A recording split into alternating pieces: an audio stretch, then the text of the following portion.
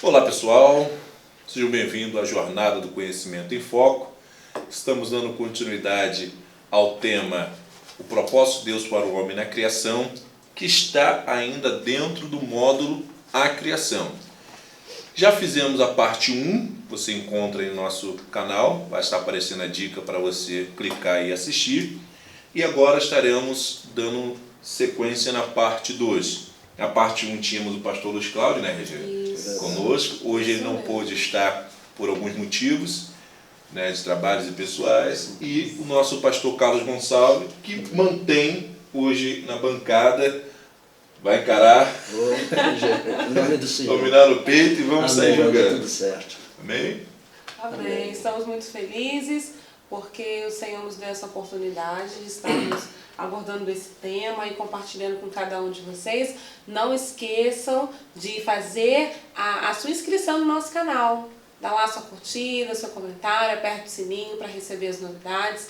Com certeza tem muito material que vai abençoar a sua vida.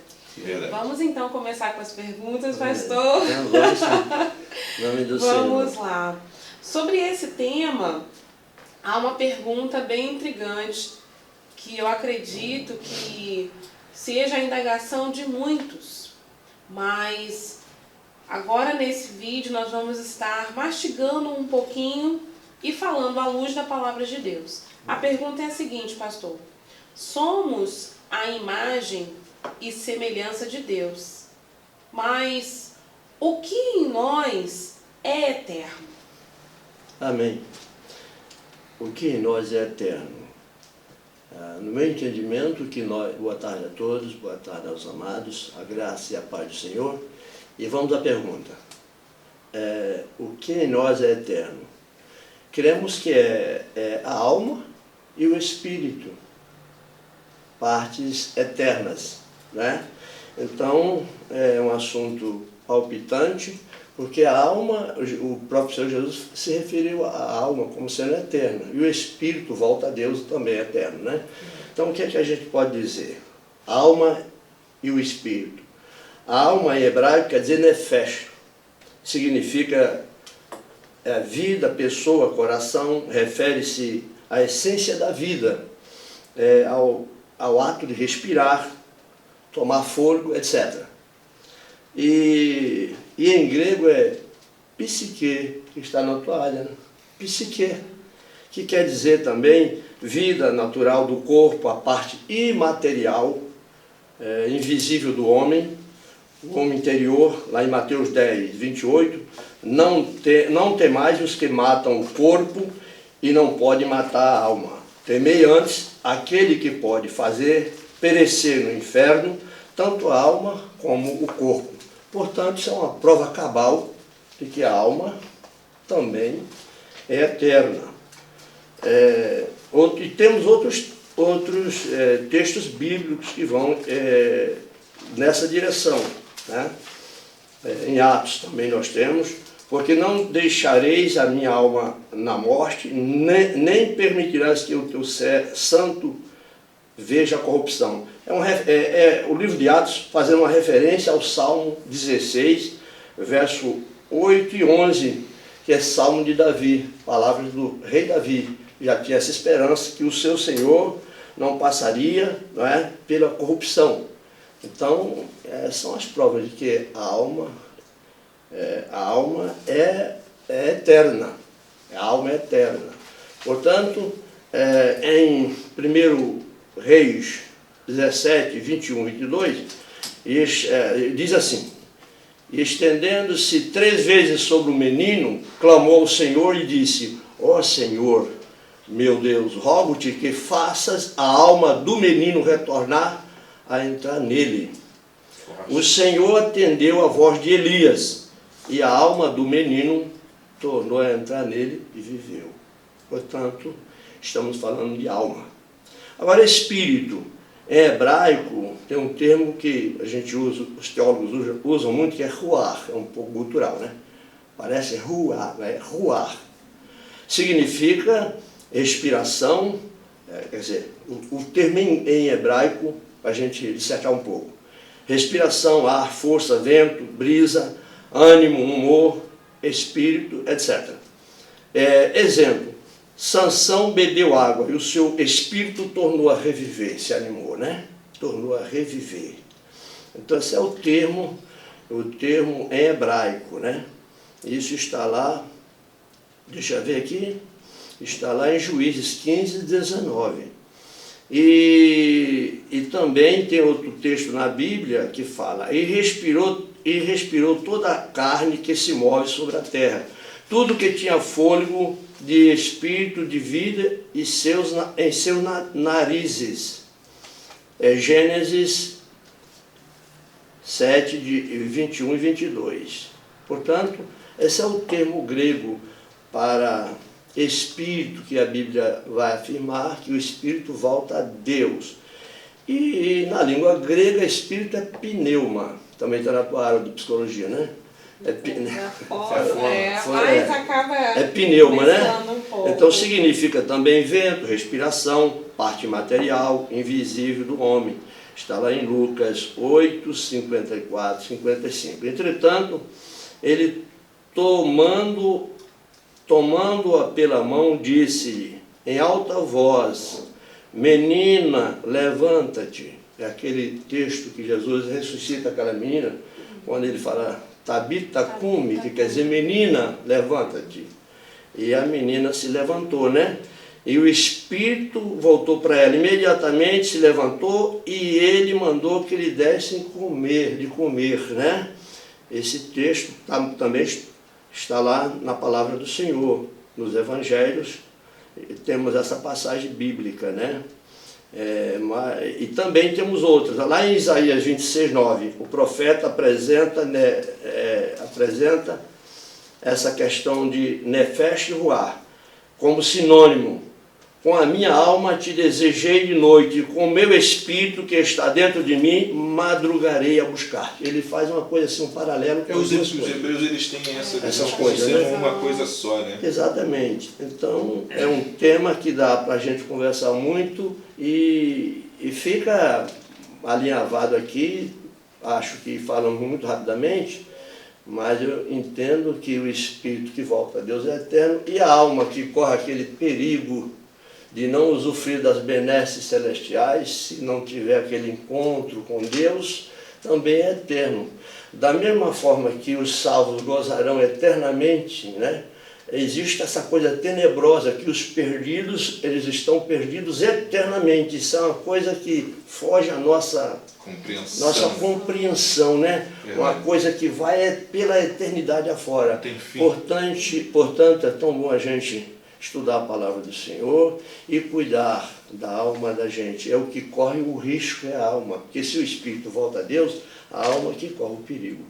Não sei na avaliação de vocês se é por aí ou se vocês gostariam de acrescentar alguma coisa. Gostei da colocação. Eu me lembrei do versículo que diz sobre a divisão que a palavra faz, o discernimento entre a alma, Hebreus 4:12. Gostaria até de ler aqui. Por favor, vocês que estão assistindo esse vídeo também, abra a Bíblia conosco e confere também. É muito importante esse examinar. 4:12. Capítulo 4, verso 12. Porque a palavra de Deus ela é viva e eficaz e mais penetrante que qualquer espada de 2 gumes. Ela penetra até a divisão da alma e do espírito. Ela é capaz de fazer essa divisão, ela coloca em distinção essa questão. E é como o pastor falou, a alma ela é aquela que foi afetada pelo pecado. Exatamente. Mas ela é eterna. E ela precisa de um Salvador. E esse Espírito me fez lembrar aquele texto de Gênesis, quando o Senhor sopra. Veio na mente aqui também. Não é verdade? Soprou em suas narinas o seu Espírito. E aí, a partir daí, ele se tornou alma vivente. Depois, no livro de Lucas, também tem referência no livro de Mateus, quando Jesus, já ressuscitado, encontra os seus discípulos, ele sopra sobre os seus discípulos. Ali houve uma nova Ele gerou novas criaturas, né? E Perfeito. soprou sobre eles o seu Espírito. A Bíblia vai nos falar que a partir daquele momento eles começaram a entender as coisas espirituais que antes eles não entendiam. Verdade. Então, é muito profundo, né? Muito E legal. realmente, então, essas questões em nós, elas são eternas. Anotaram aí? Eu ainda anotei É muito aqui, bom. não sei se Só essa vamos referência que ter. ela deu aqui agora, João 20, 22. E havendo dito isto, assoprou sobre eles e disse: recebei o Espírito Santo. Gosto muito desse versículo, porque é exatamente como a Regiane acabou de colocar. Como nós somos corpo e alma e espírito, o corpo e a alma, quando pecaram no Éden, né, e também o espírito do homem, porque senão, ele foi corrompido pelo pecado, né, Perfeito. e ficou afastado de Deus. E quando Jesus ele cumpre na cruz o plano de salvação, ele vem ao encontro dos seus discípulos que estão temerosos, estão escondidos, estão acovardados, estão com medo da morte, e ele sopra sobre eles. O mesmo ato que o pai fez no Gênesis, soprando na narina do boneco de barro e tornou alma vivente, o Filho agora faz com seus discípulos, estendendo a nós, tornando agora, vivificando de novo. Paulo vai falar em Romanos, né? Nos tornando vivo de novo, vivifica. Isso é forte demais. Agora, uma Muito forte. coisa que o pastor falou que eu achei bem interessante a respeito de Sansão. Quando Sansão ele se alimentou, o seu espírito reviveu. O espírito está muito ligado ao psique e à consciência. Com certeza. É quando você realmente tem a inteligência conectada à inteligência de Deus. Perfeito. Então, a alma ela já não tem esses atributos. sentimentos, né? Já é algo... O Senhor de todos nós. Sem Ele, diz o capítulo 1 de João, nada do Evangelho de João, nada do que foi feito se fez. Sem Ele, portanto, todas as partículas, o pó cósmico, tudo passou por Ele. Jesus Aleluia. Cristo, Glória a Deus. Jesus de Nazaré. Glória a Deus. Ele é o Senhor, esse que cuida realmente, que nos religa a Deus através da sua morte na cruz do Calvário. O único santo se torna o homem mais pecador por causa de mim e por causa de você. Deixa eu tentar fazer rapidinho um resumo, então, se aí o pastor me Pode ir lá, corrige, pode ir lá, né? pode ir lá. Se os nossos telespectadores também, né, os internautas, os nossos amigos do YouTube, para a gente caminhar. Então, essa divisão, o corpo é finito, né? O corpo, respondendo até a pergunta, o que nós é eterno. Então, o corpo morreu, ele vai ser comido pelos bichos, né?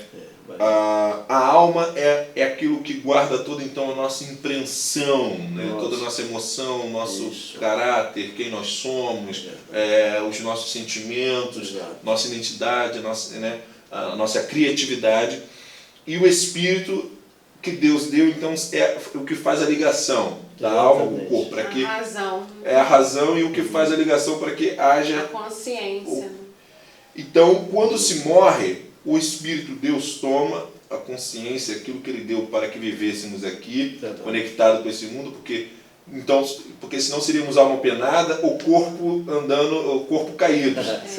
Então Ele deu o Espírito para tornar a alma vivente, para que pudéssemos caminhar nesse mundo, mas também temos uma ligação com o Eterno, que foi a explicação que o pastor Luiz Cláudio deu no vídeo anterior, né? Que nós temos um propósito eterno, divino, que é adorar a Deus, e o propósito terreno, que é cuidar desse mundo, que é cumprir o nosso propósito. Então, quando morremos, o Espírito de Deus toma, agora há a divisão. O corpo volta para o pó, a alma segue um caminho eterno, seja céu ou inferno. Exatamente. Então, estamos entendendo, esse é o caminho. Então, deixa eu fazer uma pergunta ligada a essa questão. Para aqueles que sonham em ter um corpo restaurado, porque a promessa de Deus, assim como Jesus nós seremos. Então, aqueles que forem salvos, no arrebatamento da igreja, vai ressuscitar os mortos e os vivos vão ser transformados. Paulo fala lá em Tessalonicenses. E aí teremos um novo corpo. Sim. Corpo glorificado, igual Jesus Cristo tem hoje. Né? Incorruptível. Legal. Qual é o caminho, então, para alcançarmos essa restauração da comunhão perdida com Deus, para restaurarmos a nossa identidade celestial que foi perdida lá no Éden? Elementar, meu irmão. Essa pergunta é a mais fácil para nós. Para nós que Pra temos nós. a fé, temos a Bíblia como regra de fé. Agora, Qual é? o que devemos fazer para alcançar a restauração da comunhão perdida com Deus? É o Cristo Jesus. O elo é este. Cristo Jesus faz a religação do homem com Deus. Então não é Só religião. ele.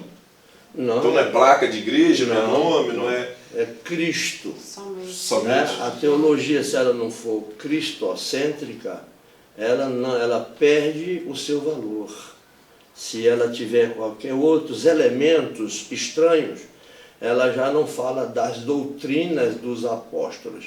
Porque os discípulos, os apóstolos, pregavam a doutrina. Você vai lá para Atos capítulo 2, verso 42, e vai dizer a texto sagrado: e permaneciam na doutrina dos apóstolos. Isso aqui é o retrato da igreja verdadeira, né?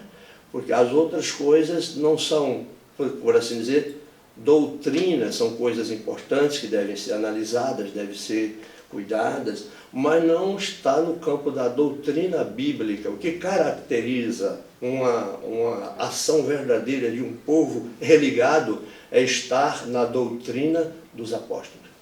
Então podemos dizer que Jesus, ele responde Isaías 59. Perfeito. Porque Isaías 59 nos deixa claro que houve um abismo, uma separação. Os nossos pecados fez uma separação entre nós e Deus. Exatamente. Então Jesus, ele é a ponte, A ponte que liga, que o que caminho liga. que nos... Exatamente. Essa aí só Cristo, só Jesus. Ele é a resposta da ansiedade dos homens, das mulheres, do mundo todo e de todos os países. A resposta não é o que você escolheu, o que você elegeu. A resposta para o mundo de felicidade é Cristo, Filho do Deus vivo. Essa é a resposta para o mundo.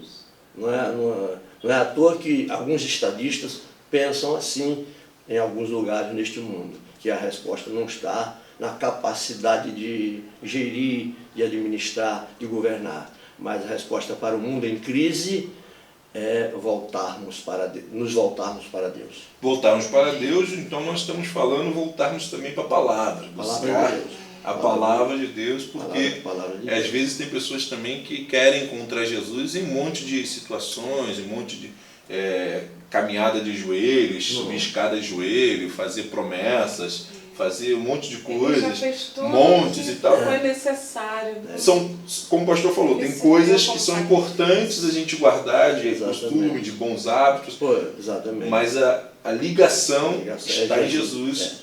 É. Encontramos Jesus na palavra. Uma das cartas de Paulo vai dizer: pela graça sois salvos. E o canal qual é? Por meio da fé. Aí vem a advertência: isso não vem de vós, é dom de Deus.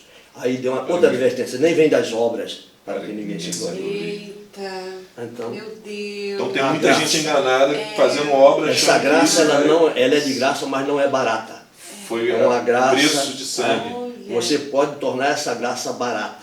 Eu falei Mas não isso é a na graça igreja de Deus. no outro dia. Coisa Para linda. passar pela graça, tem que passar pela metanoia. E a metanoia é Romanos aquilo 12, que né? diz a Bíblia, né? Aquele que está em Cristo. Nova Nova criatura é. As coisas antigas Passaram. passaram. Tudo se fez novo. Romanos 12 a gente volta também na pergunta de Regiane, porque ele fala exatamente da transformação que vem pelo Espírito, né? Transformai-vos pela renovação da vossa mente. E apresentei o vosso corpo em sacrifício Romanos vivo, 12. santo e agradável a Deus, que é o vosso culto racional. Então a gente vê, nós vemos nesse texto Paulo falando do Espírito, da alma e do corpo que tem que estar pleno para oferecer um sacrifício a Deus. Deus não é açougueiro que não só quer carne, né, coração, mas também não é um centro espírita que ele só quer a alma, o espírito, ele quer um completo, né? E Paulo sempre chama a atenção da consciência, né? Tenha consciência ao tomar a ceia, tenha Exatamente. consciência ao Exatamente. cultuar, porque realmente a graça é de graça, mas não é Não barata. é barato. E além do que esse Gostei. texto que o irmão Eliel está falando, ele tem uma importância muito grande, o culto racional. O culto racional é para que o meu corpo preste culto a Deus, a minha alma preste culto e o meu espírito com todo entendimento. Senão não algo maduro, né? Senão não é um culto racional. Pode ser qualquer tudo, outra coisa. mas não um culto racional. E nós vemos exatamente aí um equilíbrio, né? Uma coisa Exatamente. que não é só razão, não é só a alma, não é só físico, é algo completo. Né? Nós entregue por inteiro. Não podemos eliminar um desses elementos. Exato. Meu corpo não quer dizer nada. Meu Deus problema só quer o coração. Só quer o coração. A alma, tal, você não pode eliminar, porque nós somos também templo, não só do Espírito nosso e da alma, mas somos também templo do Espírito Santo, após receber o Filho de Deus como Salvador. Nós somos o templo. Portanto, somos privilegiados. Marta e Maria e Lázaro hospedaram Jesus, hospedaram Deus. E talvez não aproveitaram muito. Alguém me disse, falou, se Jesus dormisse na minha casa, eu não deixaria ele ficar 1 hora dormindo. Eu queria saber todas as coisas, porque Deus ficou na casa. Um irmão seminarista estava falando isso. Mas ele falou outra coisa muito importante. Agora está melhor ainda, que ele está dentro do coração, a gente pode acordar Jesus toda hora para conversar. Ele nem dorme, né?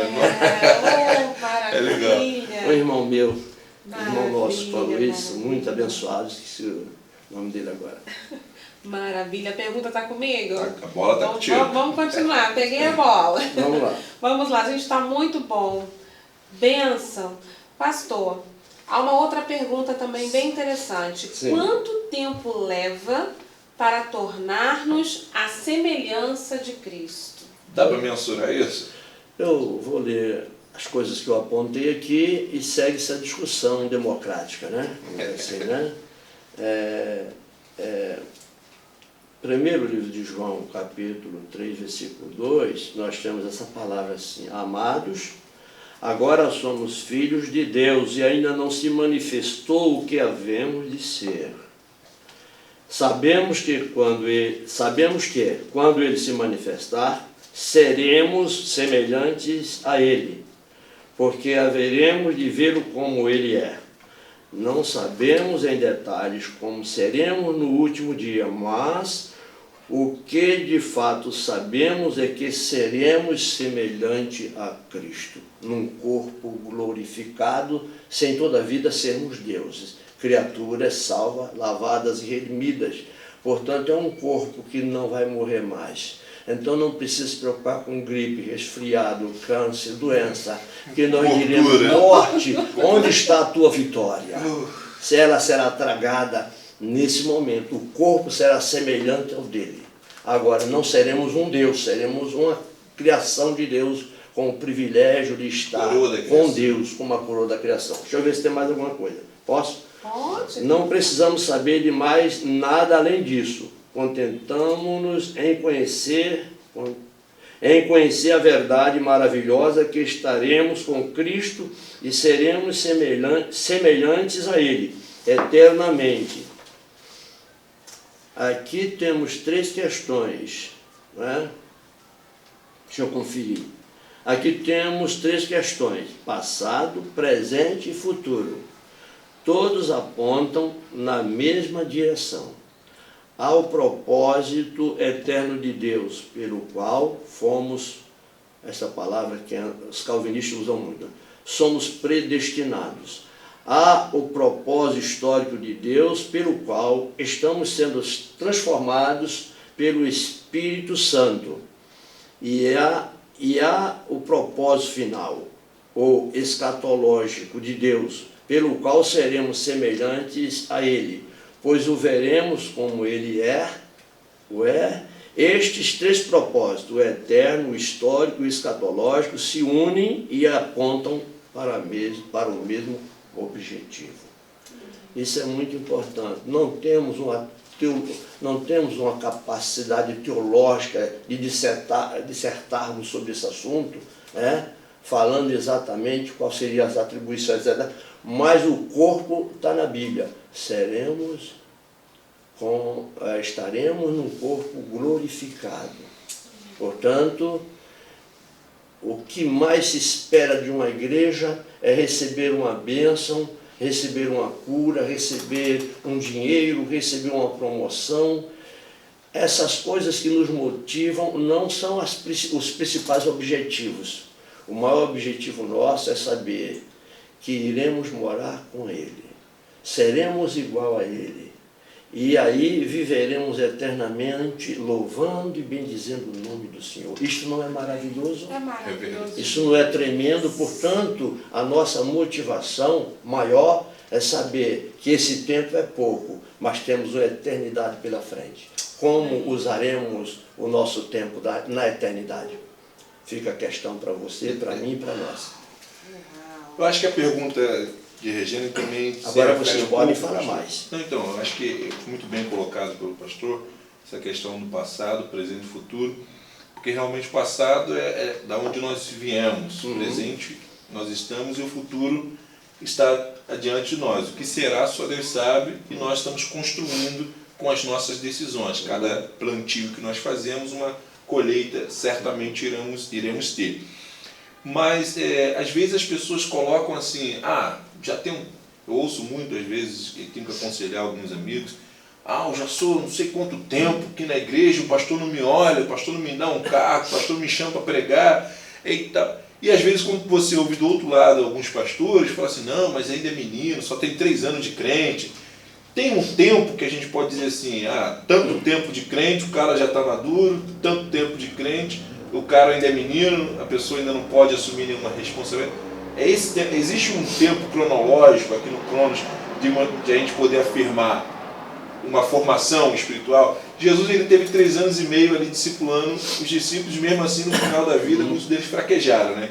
Ali no final da vida não, no final do ministério de Jesus, muitos deles fraquejaram só após a ressurreição, Jesus soprou o Espírito. Perfeito. E que eles caminharam firmemente. Muito bem. Tem um tempo assim que a gente pode dizer?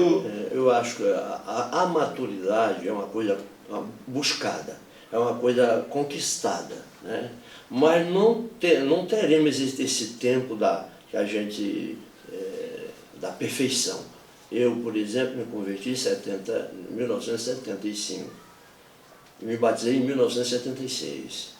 Esses meninos não eram nascidos, esses dois aqui não eram nascidos, muito menos aquele ali, né?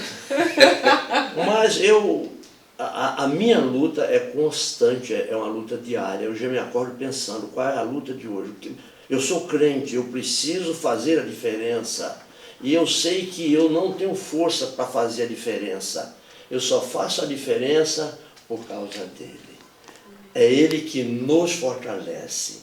Eu acho que esse negócio de tempo de crente, então, pode ser bom na empresa, pode ser bom na televisão, para te dar mais tarimba, pode ser bom, mas, por exemplo, toda vez que eu subo à tribuna, ao púlpito, e até no reunião simples familiar para falar de Deus, eu sinto o mesmo peso e responsabilidade. Você vai ser boca de Deus ou você vai falar das suas opiniões e fazer um sermão com misturas que não tem a ver com a minha palavra?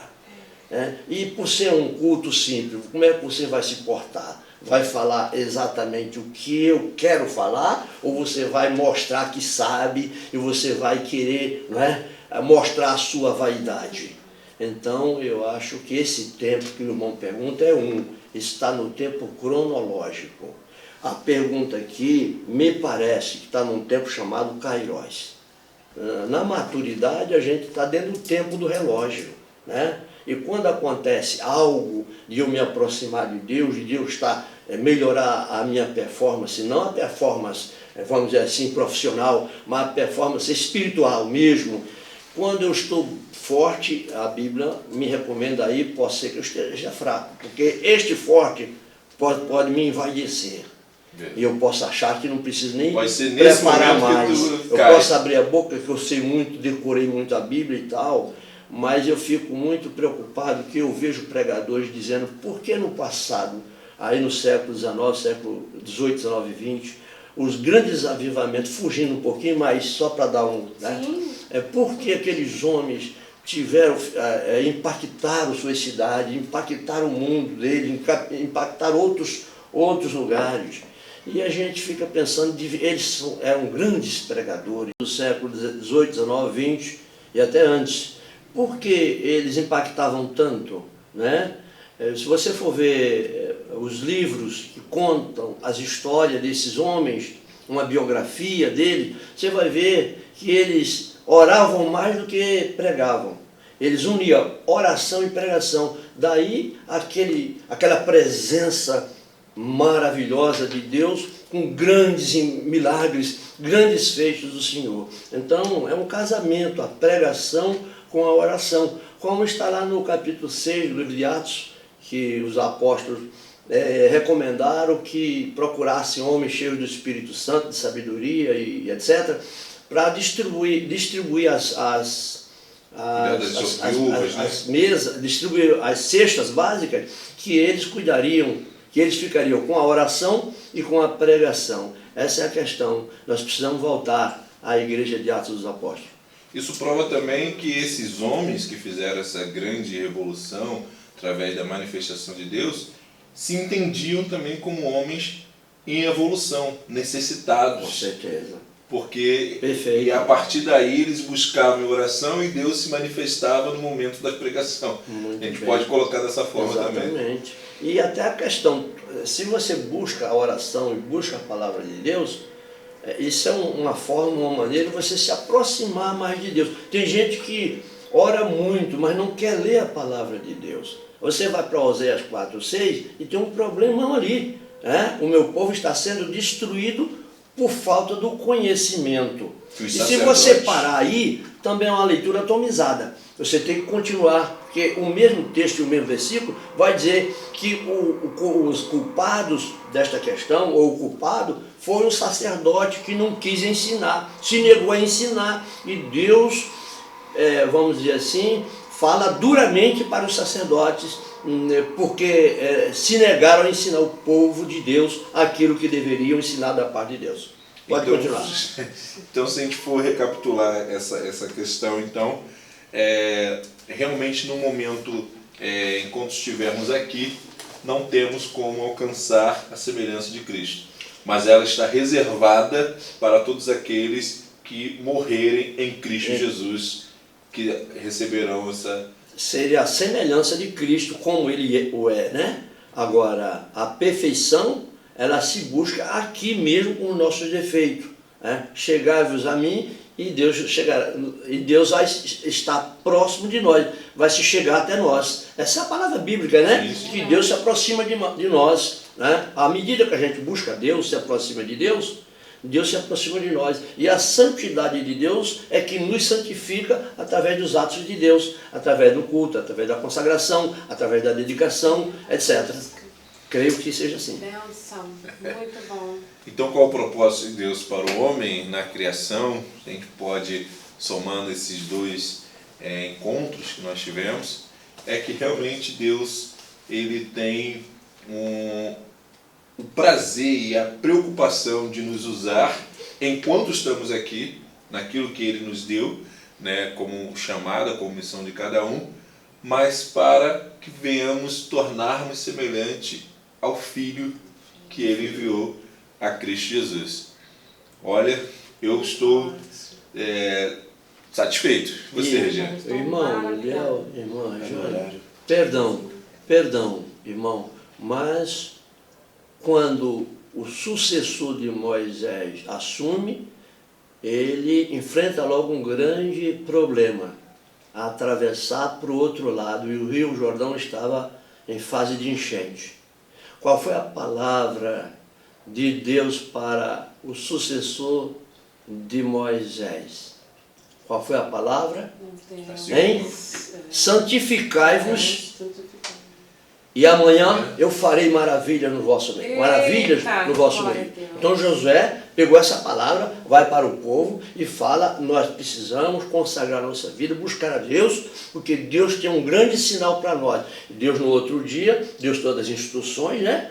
e segurou com a sua mão poderosa os rios, as águas do Rio Jordão.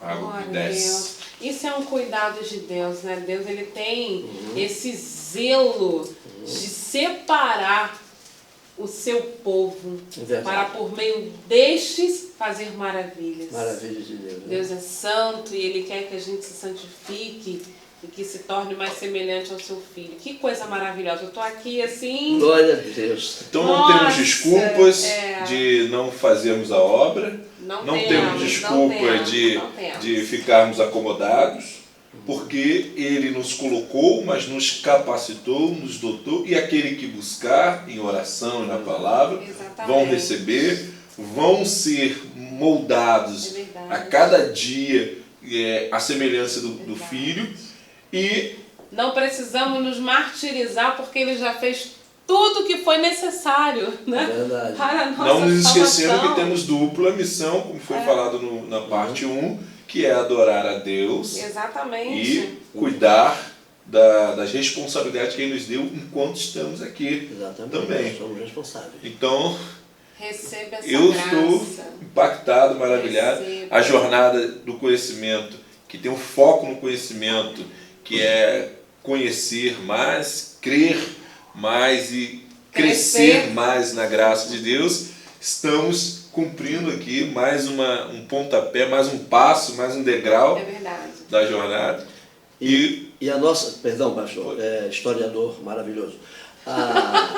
Preste atenção, a nossa motivação para irmos ao templo, à igreja, à congregação, nunca deve ser o pregador, nunca deve ser o cantor, É isso.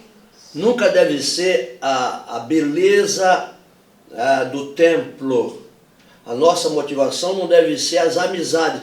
Tudo isso é muito bom, mas a nossa motivação é saber que ali nós temos um encontro com o Eterno. Deus está lá. E, portanto, a gente segue muitas outras motivações. Eu vou ver porque canta bonito. Amém, glória a Deus, que aquela irmã canta igual, né? Uma cantora que eu conheço chamada Regiane, né? Que é uma bênção de Deus, né? Está aqui ela, né, doutora? É maravilhoso, sinta a presença de Deus. Mas eu não posso estar ali por conta da minha irmã. Eu estou ali pelo Deus que a ungiu e dá essa voz e dá essas qualidades todas. Se deixar falar, eu vou muito longe. Então vamos ficando por aqui. Bênção.